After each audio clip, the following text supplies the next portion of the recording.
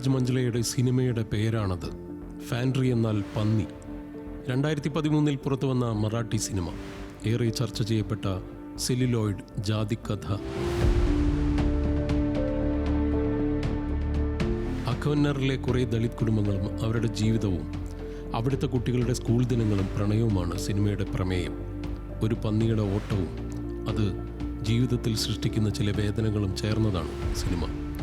2013 മികച്ച നവാഗത സംവിധായകനുള്ള നാഷണൽ അവാർഡും മാമി ചലച്ചിത്രമേളയിൽ ഗ്രാൻഡ് ജൂറി പുരസ്കാരവും നേടിയ സിനിമ. ഈ കഥയുടെ മറ്റനുബന്ധങ്ങൾ രാജ്യത്തെ പല ഗ്രാമങ്ങളിലുമുണ്ട്. അതിലൊന്ന് തമിഴ്നാട്ടിലെ കൃഷ്ണഗിരിയിൽ നിന്നാണ്.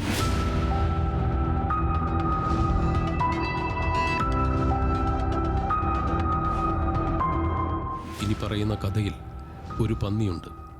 അത് കൃഷ്ണഗിരി ജില്ലയിലെ നായ്ക്കന്നൂർ ഗ്രാമത്തിൻ്റെ കഥയിലാണ്.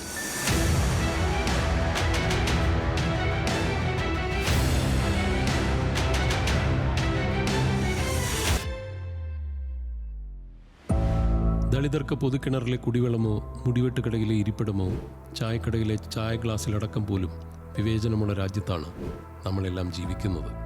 ഇന്ത്യൻ ജാതി വിവേചനം ജീവിതം വഴിമുട്ടിക്കുന്ന ഗ്രാമങ്ങളുടെ കഥ പുതിയ കാര്യമല്ല രാജ്യത്ത്.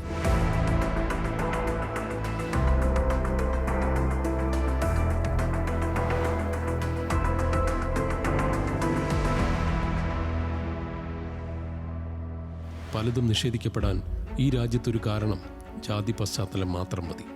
കൃഷ്ണഗിരിയിലെ നായ്ക്കന്നൂർ ഗ്രാമത്തിൽ ഒരു കുടിവെള്ള പ്രശ്നമുണ്ടായി. ആ കഥയ്ക്ക് വലിയ സാമൂഹ്യ രാഷ്ട്രീയ പ്രാധാന്യമുണ്ട്. കടുത്ത ജലക്ഷാമം നേരിടുന്ന പ്രദേശമായ നായ്ക്കന്നൂരിൽ വെള്ളം ഒരു കഥാപാത്രമായത് അങ്ങനെയാണ്. ജാതീയതയാൽ കുടിവെള്ളം നിഷേധിക്കപ്പെട്ട കുടുംബങ്ങൾക്ക് കിണറുകളുണ്ടാക്കാൻ കുറേ മനുഷ്യർ ഒരുമിച്ചു. സംഭവകഥ ഇങ്ങനെ: കൃഷ്ണഗിരി മുനിസിപ്പൽ തെരഞ്ഞെടുപ്പിൽ മത്സരിക്കുന്ന മേൽജാതി സമുദായ സ്ഥാനാർത്ഥി ദളിത് മേഖലയിൽ വോട്ട് ചോദിക്കാൻ എത്തുന്നു. വിവേചനാനുഭവം പലതും നേരിടുന്ന ദളിതർ വോട്ട് ചെയ്യില്ലെന്ന് തീർത്തു പറയുന്നു. അതിനുള്ള പ്രതികാരവും അന്ന് രാത്രി തന്നെ നടന്നു. ഒരു ചത്ത പന്നിയെ ദളിത് കുടുംബങ്ങൾ വെള്ളം കുടിക്കാനെടുക്കുന്ന കിണറിൽ കൊണ്ടുവന്നിട്ടു.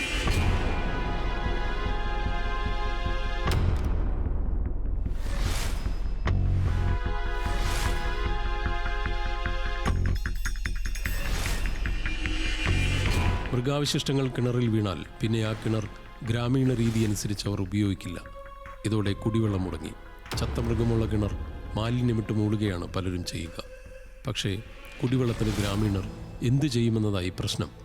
ആ പ്രതിസന്ധിയിലേക്ക് അവരെത്തിക്കലായിരുന്നു പന്നിയിട്ടവരുടെ ഉദ്ദേശവും. സന്നദ്ധ സംഘമായ കുക്കു മൂവ്മെൻറ്റ് കിണറുണ്ടാക്കാമെന്ന് വാഗ്ദാനം ചെയ്ത് അവിടേക്കെത്തി. അവരെത്തി കിണറുണ്ടാക്കി.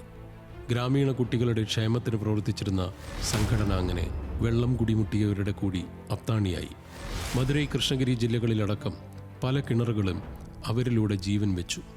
വലിയ വിവേചനം നേരിട്ടവർക്കായി ചിലയിടത്ത് അവർ കിണറുണ്ടാക്കി. നാശമായവ നന്നാക്കി കൊടുത്തു. വെള്ളമില്ലെങ്കിൽ പിന്നെ എന്ത് ജീവിതം?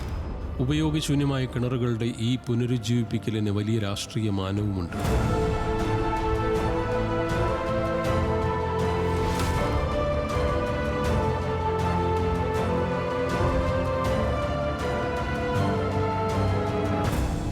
ചില വിവേചനങ്ങൾക്കെതിരായ പോരാട്ടം കൂടിയായതുകൊണ്ട് ഈ കിണറിന് വെള്ളത്തേക്കാൾ മൂല്യമുള്ള രാഷ്ട്രീയമുണ്ട്.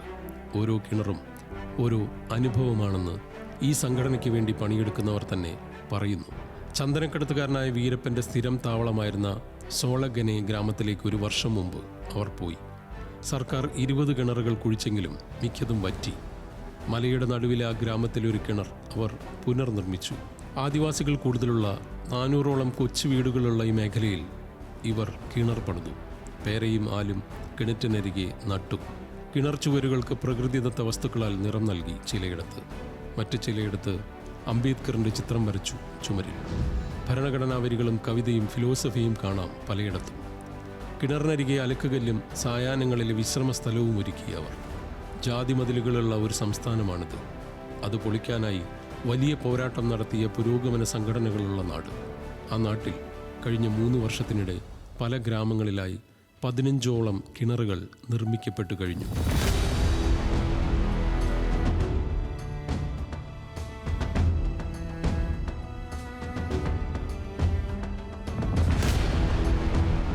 ജാതി വിവേചനത്താൽ വെള്ളമെടുക്കാനാവാതെ പോയവരുടെ ബദൽ കിണറിൻ്റെ ചുവരിൽ അംബേദ്കർ ചിത്രം വരച്ചു വെച്ചു അവർ.